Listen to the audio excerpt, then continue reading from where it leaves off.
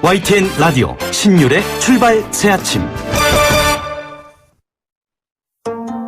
정치권이 높다 하되 출발 새아침 아래 메이로다. 나란 일을 논하는 선비들의 이야기 공간, 출발 사랑방.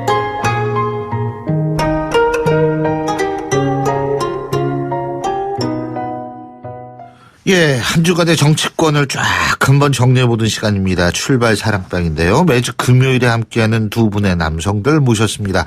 경기대학교 김원국 교수 나와 계십니다. 어서 오십시오. 네, 안녕하세요. 미래전략개발연구소 김우석 부소장이십니다. 안녕하십니까? 네, 안녕하세요. 예, 사자성어 오늘도 골라오셨죠? 예. 오늘 좀 쉬운 거였으면 참 좋은데, 김원국 교수님. 네, 많이 들어보셨을 겁니다. 건곤일척의 승부라고 해서 건곤일척이라는. 처음이다, 처음. 아는 거 나오는 거. 와, 예. 네, 건곤일척. 예. 뭐 그대로입니다. 하늘건 땅곤. 하늘과 땅 아래 예. 일척, 던질 척자입니다. 한 번 던진다. 이게 당나라 문장가인 한유가 예. 이제 과거에 초안제에 나오는 이 유방과 항우의 대결 그 현장 하남성을 지나면서 예. 과거에 이제 장량과 진평 두 사람의 유방의 책사죠.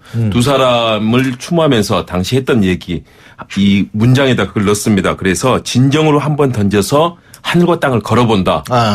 그야말로 명운을 건 엄청난 승부인데요. 예. 자, 이번 주말에 드디어 이제 후보들이 등록을 합니다. 이 등록 즈음에 가서 이루어지는 지지율 판도가 사실은 큰 승부의 이 방향을 정한다고 보고요. 이번 주말에 이제 건곤일척의 승부, 우리나라 대통령을 정말로 뽑는 승부가 시작된 것 같습니다. 정말로 선의 경쟁, 그리고 과거처럼 이 능력 없거나 아니면 뭐 정경유착하는 대통령이 아니라 정말로 국민을 섬기는 대통령이 이번 주말에 뽑히는 건곤일척의 승부를 기대하고 있습니다. 이번 주말에 아니지 이번 주말이 아니죠. 오늘 한국갤럽의 여론조사가 나오죠. 예. 예, 갤럽 여론조사는 좀 주시해 볼 필요가 있다라고 생각을 하는데, 자, 우리 김우석 부소장님은 어떤 거? 모처럼 김 교수님하고 유사한. 유사한. 아하. 예. 권토중래인데요. 유사해도 돼요. 예. 권토중래인데 그거는 실패하고 떠난 후에 실력을 키워 다시 도전하는 모습을 말하는 겁니다. 아까 말씀하셨듯이 여기도 이것도 초안지에 나오는 얘기인데 고사 자체는 항우와 유방의 대결 구도에서 항우가 지자 자살을 하지 않습니까? 그러면서 그걸 보고 애석한 마음으로 당나라 시인인 두목이 진 제호강정이라고 하는 시에 나온 얘기예요. 결국은 이게 지금 안철수 후보가 결국 작년 이맘때 그 전이죠. 재작년 12월 달쯤 혁신 전대를 하면서 계속 버티다가 결국 쫓겨나다시피 나왔는데 그게 오히려 기회가 된 강요된 기회라고 할 수 있죠. 그래서 지금 문재인 후보한테 가장 강력한 대항마로 다시 들어왔다. 그런 걸 보면서 건곤일척의 대결 구도를 만들었다는 그런 얘기에서 권토중래라고 하는 안철수의 입장. 상황 이걸 좀 같이 들어봤습니다. 예, 오늘은 그래도 좀 쉬워가지고인지. 저기 어제 두 분 다 TV 토론회 보셨습니까? 네, 봤습니다. 예, 어떤 게 제일 기억이 남으세요, 김원국 교수님? 저는 일단 후보들 모두 나름대로 정말 평생 살아오면서 대한민국을 이끄는 지도자가 되겠다라는 포부를 잘 밝혔다. 그런데 좀 명확하게 국민들께 자신의 정책이라든가 또는 그 부분을 잘 설득하면서 논리를 전개하는 부분에 있어서는 유승민 후보와 심상정 후보, 바른정당 유승민 후보와 정의당의 심상정 후보가 명쾌하게 그 논리들을 좀 잘 전개했다. 그래서 국민들께 앞으로 바뀌어야 될 대한민국의 그런 흐름들은 무엇인가. 그리고 그동안 자신이 살아왔던 철학에 맞추어서 잘 정리를 해준 것 같고요. 또 역시 두 사람 문재인, 안철수 두 후보는 이 서로의 검증을 위해서 굉장히 열심히 노력을 했던 것 같은데요. 그러나 그동안에 TV 토론회가 미국도 그렇고 우리나라도 결정적인 후보를 바꾸는 결정적인 계기는 아니었다는 점에서 남은 TV 토론에서 좀 더 국민들께 인상적인 그런 좀 흐름을 좀 줬으면 하는 지금 생각입니다. 김 교수님이 그 말씀하시니까 이게 TV 토론이요. 자기 확신을 강화하는 분명히 기여를 해요. 예를 들면 제가 A라는 후보를 딱 지지하지 않습니까? 근데 B라는 후보가 너무 토론을 잘해. 그러면 어떻게 되냐면 B라는 후보가 괜찮구나. 바꾸는 게 아니고 입만 살아가지고 이런 식으로 생각을 하는 거예요. 문제는. 예, 근데 어쨌든 어제는 그래도 역대 TV 토론 중에서 제일 볼만한 TV 토론이었다는 생각이 들어요. 이게 형식을 바꾸니까. 예, 김우석 부소장님은요. 예, 그런데 뭐 말씀하시는 그 형식적인 부분들은 뭐 일리가 있는데 사실 전체적으로 평가하기에는 치료가 진짜 부족하다. 너무 부족해가지고 평가하기에는 좀 곤란하다는 생각이 들고요. 제가 낮에 그 토론회에 참석했던 스태프한테 총평을 한번 들어봤어요. 밤에 듣기 전에. 그랬더니 뭐라고 얘기하냐면 문재인 후보는 뭐 준비되는 이미지를 잘 보였다. 그리고 홍은 무뎠고 안은 굳었다. 그러면서 유 후보는 잘했지만 각이 안 섰다. 뭐 이런 얘기를 하더라고요. 그래서 저녁 때 그거를 보고 했는지 역시 저녁에 그 밤에 연속곡도 안 보고 밤늦게까지 봤는데 결과적으로 그런 이미지가 결국 반영이 됐다라고 하는 생각이 들고요. 그런데 그게 경험에서 나오는 거 아니겠습니까? 결국은 지금은 그래도 선전했다는 문재인 후보는 지난번에 한번 해봤기 때문에 2012년에 상당히 여유 있고 웃는 모습으로 이렇게 여유 있는 모습을 보였고요. 또 유승민 후보 같은 경우는 간접 경험을 많이 했어요. 실제적으로 이회창 총재 예전에 20년 가까이 전이죠. 그때도 원래 그 TV 토론 내용을 준비하면서 이렇게 정치에 입문한 거 아니겠습니까? 그리고 지난번 대선 때도 박근혜 대표의 전 대통령의 컨텐츠를 만드는 그런 입장에서 이렇게 활동을 했단 말이죠. 그런 경험들이 결국은 지금 어제 선전의 뒷받침이 됐다는 생각이 들고요. 그런데 지금 형식적으로 보면 5명을 다 하고 늘어놓고 지금 펼쳐놓고 18분, 한 사람당 18분 이걸 가지고 후보를 선택하는 거는 정말 한계가 있다. 그래서 역시 미국의 1대1 대결이나 적어도 지난번 2012년 대선에서 있었던 3자 대결 정도는 해야 하지 않나 이런 생각이 들어요. 근데 이제 중앙선거방송토론위원회 기준이 있잖아요. 그러니까 예를 들면은 5% 이상의 지지를 받고 있는 여론조사에서 그거냐 아니면은 원내 교섭단체 구성 여부 뭐 이 중에서 이제 걸린 분들이 5분들이기 때문에 이제 그러는 건데 그리고 지난번 선거 직전 선거 때 몇 퍼센트죠? 하여간 특정 퍼센테이지 이상의 지지율을 받은 정당. 그러니까 5명인데 저는 사실 지금 김은석 부소장님이 그런 말씀하셨는데 이게 생방송이 아니었잖아요.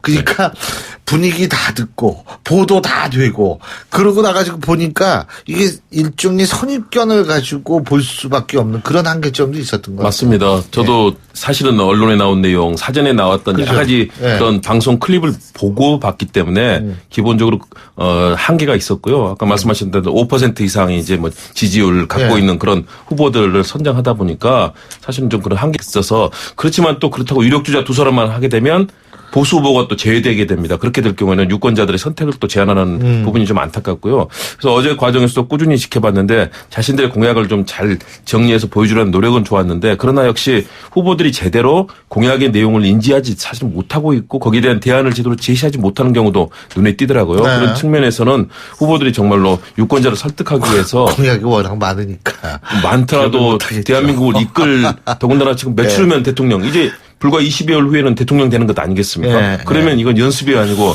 제대로 나라를 이끌어야 되는데 그런 측면에서는 아직 후보들이 덜 됐다라는 좀 안타까움이 있었습니다. 자, 김은석 부소장님 동의하세요? 저는 사실 뭐 그 부분에 대해서는 동의를 하는데 문제는 지금 1대1이나 아니면 좀 추려가지고 하는 부분들에 대해서 선관위의 기준이 있잖아요. 그런데 이건 후보들 간에 합의가 있으면은 얼마든지 성사가 될 수 있는 부분이에요. 그리고 그것이 언론에서 중계가 되든 아니면 팟캐스트나 다른 매체들 여러 가지 있지 않습니까? 그런 것들을 해서 실질적으로 미국 같은 경우에도 1대1이 되니까 굉장히 깊이 있게 들어가고 그걸 언론에서도 검증할 수 있는 장치를 굉장히 많아가지고 그게 트루니 펄스니 이렇게 해가지고 결국은 그런 걸 통해서 국민들이 이해하기 쉽게 도와주는 건데 어제같이 5명이 쫙 하면 뭐가 뭔지 알 수가 없는 거. 형식적으로도 굉장히 문제가 많다 이런 생각이 들었기 때문에 지금 같은 경우에는 선관위 핑계가 될 게 아니라 역시 후보들 간의 합의를 통해서 뭔가를 끝장 토론 같은 걸 만들어야 하지 않나 이런 생각이 듭니다. 지금 김은석 부소장님이 합의 말씀하시니까 제가 갑자기 그런 생각이 들어요.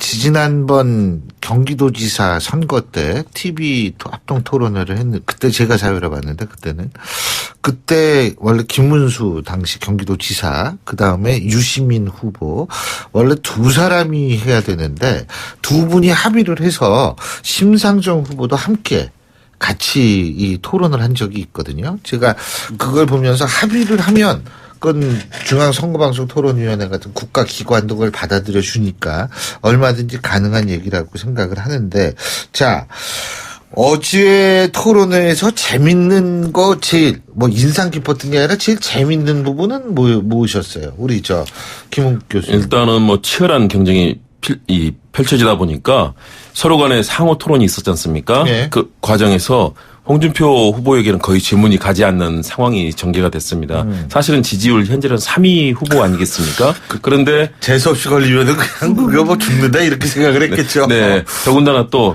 사실은 홍준표 후보가 트럼프 또는 돈키호테 이런 그러니까요. 그런 얘기를 던질 정도로 어제도 사실 좀 거친 질문들과 그런 부분들이 서로 간에 좀 격을 낮추는 그런 발언들이 많았었거든요. 그런 측면에서 과연 얼마나 온당한 방식이 있을 것인가. 저 같은 경우는 그래도 꾸준하게 정책도 지켜보고 했기 때문에 그런지 몰라도 다섯 후보가 갖고 있는 장점과 그런 우열 그리고 앞으로의 정책에 대해서 어떻게 펼칠 것인지 그리고 어떤 부분을 정확히 알고 있는지 대략 감은 잡히던데요.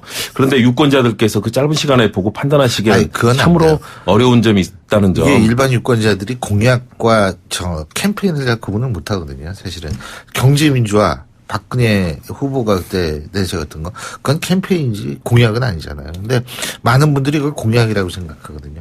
근데 공약 들어가면 어제 심상정 후보가 문재인 후보한테 막 그 복지 문제, 일자리 창출 문제 예산 가지고 막 질문하지 않았습니까? 그렇죠. 근데 저도 잘 모르겠더라고요. 그만큼 어려운 부분이기 때문에 쉽지가 않습니다. 김우석 부장님. 저는 재밌었던 거 말씀하시는 거죠? 저는 사실 안희정 후보가, 아니지. 안철수 후보죠. 일부러 재밌게 하려고 그러셨죠? 어제 문재인 후보가 그러니까. 유승민 후보한테 유시민 후보라 그러고. 그리고 이재영 부회장. 그래가지고 그게 저는 솔직하게 얘기하겠습니다. 저는 실수였고요. 문재인 후보가 재밌게 하려고 그렇게 했는지는 알 수가 없습니다. 그리고 안철수 후보가 얘기를 하기를 적폐 청산, 적폐 세력이 지지를 받았다 이런 얘기를 하니까 그러면 촛불 집회가 북한에서 지지를 하면은 그게 친북 단체냐 이런 식으로 얘기를 했어요. 거기에 대해서 문재인 후보가 약간 적절하게 대응을 못하는 그런 걸 보면서 안철수 후보가 이 부분에 대해서는 굉장히 준비를 해왔다 이런 생각이 들고 거기에 대해서 문재인 후보 측에서 이 자체가 대응하는 매너나 이런 부분이 아니라 이 자체가 굉장히 좀 과한 거 아니냐 이런 생각이 들었습니다. 자, 그리고요. 어제 예를 들면은 얘기 나왔던 것 중에서 이 한반도 위기 상황에 관한 공방도 있었지 않습니까? 그죠? 그렇죠. 근데 그 부분은 어떻게 보셨어요? 김홍 교수님. 저는 어제 역시 유승민, 심상정 후보가 서로 간에 솔직한 이 교환을 하는 부분이 상당히 눈에 띄었습니다. 유승민 후보 같은 경우는 사드 문제 등에 대해서 한반도의 안보의 위기를 강조했고요. 그랬더니 심상정 후보가 그런 얘기를 했었죠. 사드가 과연 정말 유효한 것인가? 사드로 북한의 그런 공세를 다 막아낼 수 있을 것인가? 그랬더니 유승민 후보도 다 그러진 못한다. 그러나 이 사드를 통해서 일단은 그런 부분에 대해서 막겠다는 의지를 보여주고 하면서 사드의 한계를 분명하게 또 인정하고 또 심상정 후보는 그런 안보의 중요성을 또 강조하면서 그러나 진짜 안보를 해야 된다라는 얘기를 하면서 사실은 그동안의 사드 논란이 가져왔던 이 진실의 측면이 무엇인가를 두 후보가 사실 명쾌하게 전개를 하더라고요. 그리고 상대에 대해서 논점에 대해서 인정할 부분을 인정해 주고요. 그런 점들은 상당히 돋보였다. 그리고 현재 위기론들이 어떤 부분에 있어서는 과장된 측면도 분명히 있거든요. 과거에 가짜 뉴스로 들어왔다든가 또는 지금 트럼프 미국 행정부 같은 경우는 외교 정책을 종잡을 수가 없어서 어제 워싱턴 포스트가 보도를 했었죠. 도대체 미국의 외교 정책이 어디로 가고 있는 거냐. 트럼프의 거친 말로 인해서 도리어 미국 정부가 외교 안보 정책이 흔들리고 있다. 미국의 외교 안보 정책마저도 흔들리고 있는 상황에서 그러면 우리는 얼마만큼 더 튼튼한 우리의 안보를 우리가 주체적으로 가져가야 될 것인가. 좀 이런 부분을 잘 느끼게 해준 부분이다. 그리고 이 말바꾸기라든가 이런 논란 속에서 후보들의 포지션이 무엇인지를 또 보여줬다는 점에서 그런 토론의 유용성을 다시 한번 느낄 수 있는 장이었습니다. 김우석 부수장님. 트럼프나 미국의 입장에서는 종잡을 수 없는 게 트럼프라고 하면은 약간 억울한 측면이 있을 거예요. 왜냐하면 대북 정책이 우리나라의 정부가 지금 종잡을 수가 없는 거 아니겠습니까? 그런 면에서 미국 입장에서는 한국에 어떤 정부가 서느냐가 대북 정책의 가장 중요한 변수가 될 수밖에 없는 거죠. 그런 면에서 대북 북폭설에 대해서 어제의 그 대선 후보들의 입장 정리를 보면서도 명쾌하지 않고 미국 입장에서는 대책하기가 굉장히 어려운 상황이었을 거다. 그런 생각이 들고요. 결국은 우리의 대선 후보들이 북한에 대해서 명확하게 방향을 제대로 제시하지 못하면은 예. 미국의 돌발 행동을 막을 수는 없다. 이런 점에서 어제는 굉장히 의미 있고 가슴도 아프고 뭐 이런 찹찹한 그런 기분이 들었습니다. 예. 자, 그리고 어제도 그 공약 얘기가 공약 얘기도 물론 나왔지만은 지금 이제 하나둘씩 공약이 나오는데 특히 이제 법인세 문제라든지 이런 것들 이거 상당히 좀 복잡한데 안철수 후보는 그런 공약 들고 나왔대요. 전 국민 무제한 데이터 이거 들고 나왔더라고요. 예. 그렇습니다. 평가하십니까? 아무래도 저는 상당히 의미 있는 물론 관련해서 다양한 정책들을 놓고 있었는데요. 다른 후보들도 관련돼서 비슷한 정책을 하지만 예. 전 국민이 데이터를 마음 놓고 쓸 수 있는 그런 환경을 만들겠다. 일단은 방향은 좋은 방향이라고 봅니다. 저도 그래서 무슨 통신사 광고인 줄 알았어요. 그런데 왜냐하면 네. 지금 중요하죠. 예, 왜냐하면 지금 우리 사회생활을 보더라도 지하철을 타건 어디를 가건 모든 분들이 다 사실은 이 모바일, 핸드폰, 휴대폰을 전부 고개 통해서 숙이고 있잖아요. 그렇습니다. 그런데 이 데이터를 얼마나 잘 쓸 수 있느냐. 그렇죠. 사실 외국 나가면 얼마나 답답합니까? 답답하죠. 우리는 이미 그런 이 데이터와 속도도 정보에 듣고. 익숙해 예. 있고 이것을 맞습니다. 잘 활용할 수 있는 예. 제4차 산업혁명이 그 와중에 지금 직접 예. 들어와 있는데 이 부분을 만일의 경우 정말 예를 들어서 비용의 문제라든가 예산의 문제 이런 것들을 잘 조화시키면서 또 통신사들이 이 부분을 잘 지원할 수 있도록 시스템을 만들면서 한다면 저는 상당히 의미 있는 부분이다. 그리고 조금 전에 증세 얘기를 해 주셨는데 증세는 사실은 불가피한 상황 아니겠습니까? 지금 우리 정부의 현재 가지고 있는 예산과 재정의 상황으로 봤을 때 우리 국민들이 필요로 하는 21세기 삶, 행복한 삶을 위한 예. 복지와 성장을 위한 다양한 그런 부분을 해나갈 때 있어서 필요한 부분이고 그래서 어제 4명의 후보들이 다 법인세 인상에 대해서 사실상 찬성을 하고 홍준표 후보만 또 감세 얘기를 했는데요. 그런 부분에 있어서는 증세가 필요하다는 부분은 명쾌하게 좀 정리가 된 거 아닌가. 예. 후보들이 공감대를 갖고 있다는 점을 알 수 있었던 계기였던 것 같습니다. 예.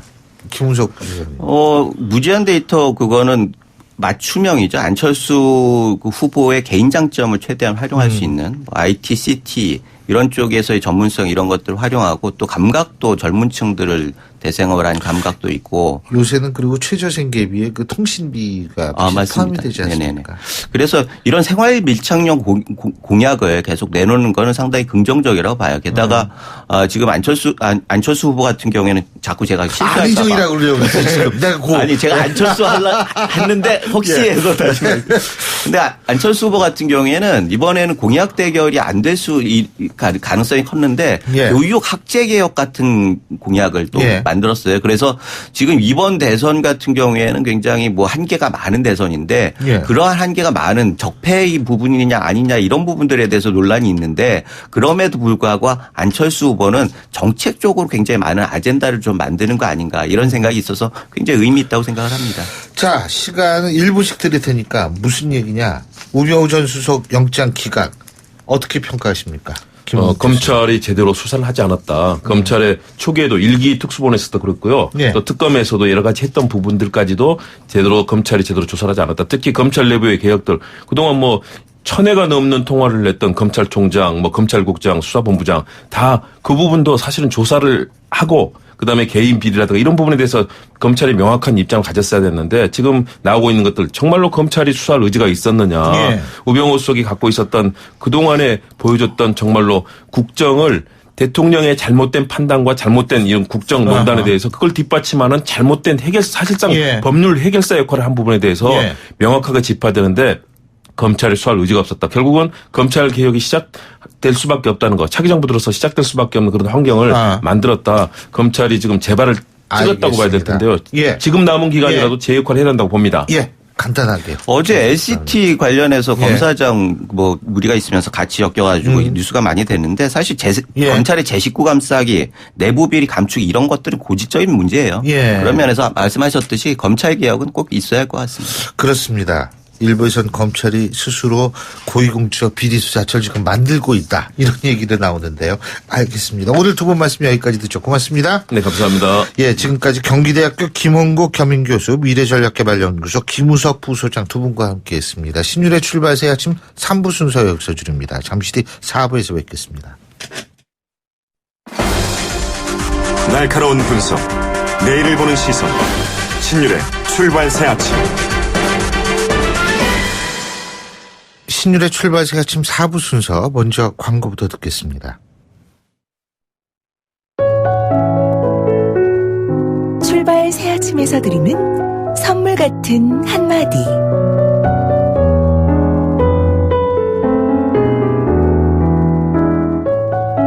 꽃이 피는 건 힘들어도 지는 건 잠깐이더군. 골고루 쳐다볼 틈 없이, 님 한번 생각할 틈 없이 아주 잠깐이더군. 그대가 처음 내 속에 피어날 때처럼 있는 것 또한 그렇게 순간이면 좋겠네. 멀리서 웃는 그대여, 산 넘어가는 그대여. 꽃이 지는 건 쉬워도 있는 건 한참이더군. 영영 한참이더군.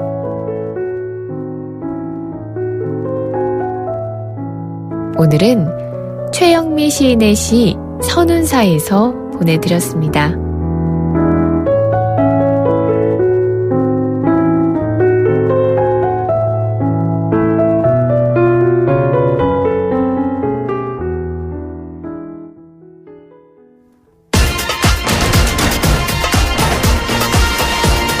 여러분이 지금 듣고 계신 주파수는 FM 94.5MHz입니다.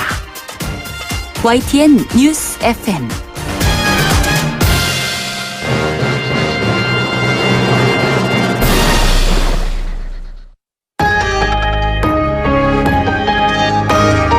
위기의 한국 경제.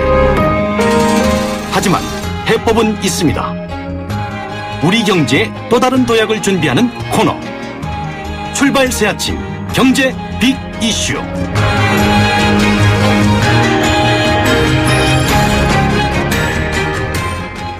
예, 신율의 출발 새 아침에서 매주 금요일 날 보내드리는 순서입니다. 경제 현안을 짚어보는 순서죠. 오늘도 서울대학교 이필상 교수 스튜디오에 나와 계십니다. 어서 오십시오. 네, 안녕하세요. 예, 대우조선해양의 채무 조정이 무산 위기에 처했다. 이런 보도가 나오는데 지금 상황이 어떻길래 그렇습니까? 아직 무산된 것은 아니고요. 예. 오늘 국민연금이 투자위원회를 여는데요.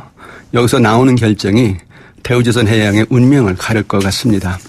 잘 아시다시피 2000년 10월 정부는 서별관 회의를 열어서 총 4조 2천억 원의 자금을 대우조선해양에 지원을 했습니다. 그런데 예. 그때부터 1년 반도 안 되었는데 그 돈 다 쓰고 대우조선해양이 다시 부도위기에 처했습니다.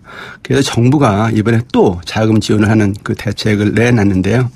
그 내용을 보면은 그 대우조선해양이 가지고 있는 회사채 어음 등 부채의 절반을 자본금으로 전환한다. 그리고 2조 9천억 원의 자금을 추가 지원한다. 이런 내용이거든요.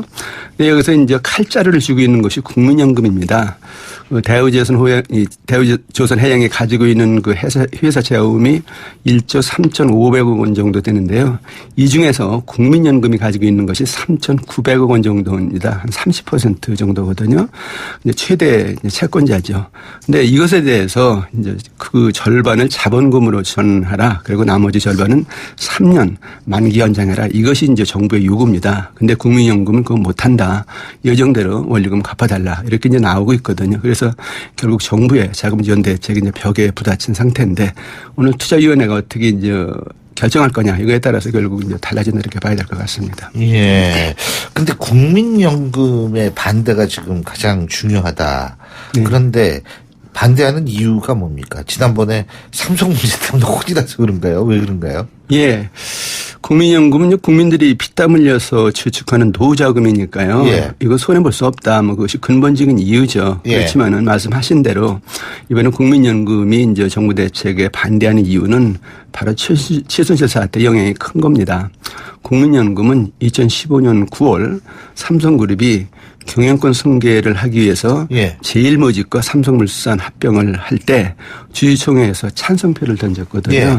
근데 이것이 정부 지시에 따른 불법 행위다. 이래서 지금 그 당시 이제 문영표 보건복지부 장관 그리고 이재용 삼성그룹 부회장이 지금 감옥에 가 있지 않습니까? 이런 상태에서 이번에 만약에 국민연금이 또 이제 대우조선해양 자금 이전을 도와준다 이렇게 되면 같은 불법 행위가 될 수 있다는 거죠. 그래서 이제 국민연금은 지금 반대를 할 수밖에 없는 그런 상황이다 이렇게 이제 보는 거죠. 근데 이게 정부가 또 밑빠진 독에 물 붓는 거 아니냐 이런 얘기가 나올 수밖에 없는 상황 아니겠어요? 예, 뭐 그럴 가능성이 상당히 큽니다. 예. 그 채무 조정 이번에 하고 신규 자금 지원한다 해도 이것도 다 금방 쓰고 또 부도위기에 처한 것이 아니냐 뭐 그런 어떤 우려를 씻을 수가 없는데요. 작년 대우조선해양의 영업 손실이 1조 6천억 원입니다. 예. 그리고 단기 순손실이 2조 8천억 원이고요. 부채 비율이 2,400%고요.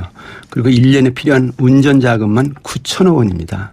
현재 경영 구조 가지고는 도저히 이제 감당이 안 되는 구조라는 것이죠. 특히 문제가 뭐냐면은 그 선박 신규 수주를 계속 받아서 결국 이제 이익이 나면 좋은데 문제는 그게 잘 안 되고 있다는 겁니다. 작년에 수주 예정이 원래 115억 달러 규모였었는데요. 실제로 수주받은 것은 15억 달러밖에 안 됩니다. 그리고 그것이 올해도 나아지리라는 그런 보장이 없다는 것이거든요. 그게 지금 이런 상태라고 한다면은 계속 지금 돈을 대줘도 결국 밑빠진 독에 물 붓기 식으로 없어지는 것이다. 그렇게 되면 결국 국민 경제만 이제 엄청 이제 피해를 본다. 뭐 이렇게 생각할 수 있는 거죠. 근데 그러면 결국 대우조선해양은 법정 관리에 들어가게 되나요? 그럴 가능성이 지금 상당히 있습니다. 그 국민연금이 반대를 이번에 해서 채무조정에 실패를 한다면은 예. 21일 날 정부가 법정 관리를 신청할 가능성이 아주 큰데요. 21일 날 그 대우조선해양의 회사채와 어음 만기되는 것이 4,400억 원이 되거든요. 못 갚으면 이제 결국은 이제 법정 관리 들어가는 것이죠. 근데 이번에 신청하는 법정 관리는 일반 법정 관리하고 조금 다른 그 P 플랜이라는 건데요. 이게 이제 우리 말로는 사전 회생 계획 제도라는 겁니다. 예. 근데 이 제도는 그 일반 법정 관리하고 좀 차이가 있는데요. 일반 법정 관리는 법원이 전권을 가지고 모든 것을 결정합니다. 그런데 이 P플랜은 채권단이 사전에 기업 회생을 이렇게 하겠다. 계획안을 먼저 만들고 또 신규 자금을 이만큼 투입하겠다. 이렇게 이제 먼저 살리는 계획을 마련해서 법원에 신청을 합니다. 이 법원이 그것을 이제 승인을 하게 된다면은 그 기업이 살아나는 건데 구조조정 기간도 짧아지고요. 신규 자금 투입도 아주 원활하기 때문에 이번에 이 방법을 처음 이제 선택을 하는 겁니다. 근데 이번에 만약에 대우조선해양이 이 P플랜에 들어갈 경우에 문제가 있는데 뭐냐면 이것이 법정 관리다. 이런 어떤 이제 결과가 나타나면은 해외 선주들이 의해서 불안하다. 그래서 그 배 이미 발주한 것을 취소할 수 있다는 것이거든요. 근데 취소를 하면은 그 결국 그 선수금 환급이라는 걸 해야 되는데 미리 돈 받은 걸 다 돌려줘야 된다는 거예요. 그래서 RG라는 건데 그 규모가 13조 5천억 원이나 됩니다. 13조요? 예. 그래서 이 중에 이제 수조 원은 결국 저쪽에서 요청할 가능성이 있다. 그렇게 되면은 법정 관리에 들어가도 이제 큰 손해라는 것이죠. 그 대우조선해양이 이렇게 되면 경제에는 어떤 영향을 미칩니까? 우리 경제의 어떤 위기를 촉발하는 그런 어떤 중대 사태가 될 수도 있습니다. 그 임종용 금융위원장이 대우조선해양이 파산할 경우에 국가적인 손실이 총 59조 원이다 이렇게 밝혔거든요. 그 내용을 보면요. 지금 건조 중에 있는 선박에 투입된 원가가 32조 2천억 원, 그거 다 없어진다. 그리고 금융기관들 채권 손실이 나는데 그 금액이 21조 2천억 원이다. 예. 또 근로자들, 우리 이제 실업자로 전락해서 손해를 보는데 그것이 2조 8천억 원이다. 그리고 이제 중소협력업체가 부도가 나니까 피해를 보는데 그것이 2조 8천억 원이다 등등인데 만약에 정말 이 대우조선해양이 파산이 된다면은 이 금액도 어마어마하지만요. 문제는 우리나라 주력 산업의 하나인 조선업이 이제 무너질 수 있다는 것이고요. 또 협력업체들이 줄줄이 무너지니까 중소기업들이 타격을 받는다. 있습니다.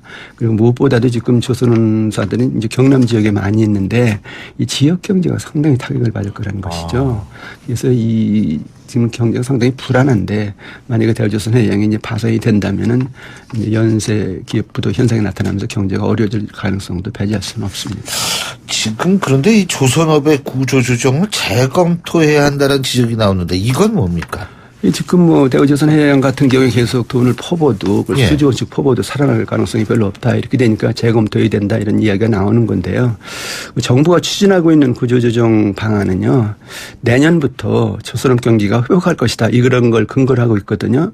그러면 내년부터 조선업 경기가 회복된다는 게 어디서 나온 얘기냐. 그 이야기가 그 영국의 클락슨이라는 조선해운 분석기관이 있습니다. 그 기관이 그 2018년이면은 조선업이 다시 살아나서 그 전망치가 뭐 2,950만 톤이나 된다 이런 어떤 전망치를 내놨는데 상당히 이제 밝은 전망을 내놨습니다. 그래서 정부는 조선업에 대해서 기존 3사 그러니까 현대중공업, 삼성중공업, 대우조선해양 다 살린다. 그리고 총 21조 원을 투입한다. 이런 어떤 계획 하에서 지금 추진하고 있는 것이거든요. 근데 문제는 클락슨 회사의 전망이 틀렸다는 거예요.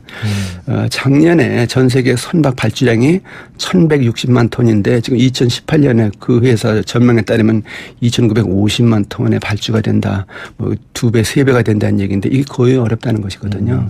그래가지고 이미 조선업이 지금 어렵다 해가지고 일본은 1위에서 3위 조선업체를 하나로 결국 통합했습니다. 중국도 조선사가 3,000개나 되는데 300개로 결국 구조조정을 했거든요. 예. 우리나라만 계속 이제 그대로 두고 살리겠다 이렇게 나오니까 무리가 지금 생기는 우리나라도 좀 구조조정을 해야겠네요. 간단하게. 지금 뭐 다른 나라 추세를 예, 본다면 예. 우리도 이제 할 수밖에 없는 상태인데 예. 일단 정부는 뭐 살리고 보자 이런 얘기인데 살아나면 물론 좋죠. 근데 이제 굉장히 어려우니까 문제라는 건데 정말 냉철하게 뭐 제대로 평가를 해서 구조조정을 해야 될 것 같습니다.